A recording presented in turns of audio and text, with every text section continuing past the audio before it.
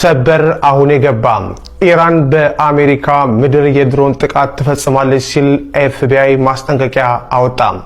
ማስጠንቀቂያው ምን ይላል? እስከ መጨረሻው ተከታተሉት። ከመካከለኛው ምስራቅ አልፎ አሜሪካን በቀጥታ ሊመታ የሚችል አዲስና አደገኛ የጦርነት ስጋት ተደቅኗል።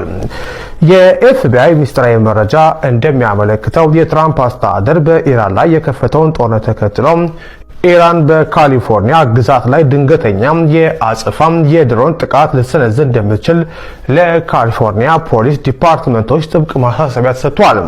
መረጃው እንደሚጠቁመው ይህ ጥቃት በአሜሪካ ምዕራባዊ የባህር ዳርቻ ላይ ከሚገኙና ማንነታቸው ካልታወቁ መርከቦች ላይ በሚነሱ ፈንጂ የጫኑ ሰው አልባ አውሮፕላኖች ወይም ድሮኖች አማካኝነት ሊፈጸም ይችላል የሚል ከፍተኛ ስጋት አለ።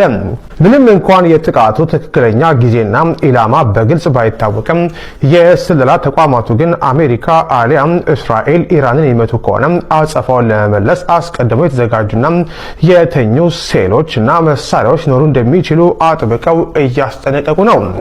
ከዚህም ባሻገር የአሜሪካ የስለላ ኃላፊዎችን እንቅልፍ የነሳው ሌላው ጉዳይ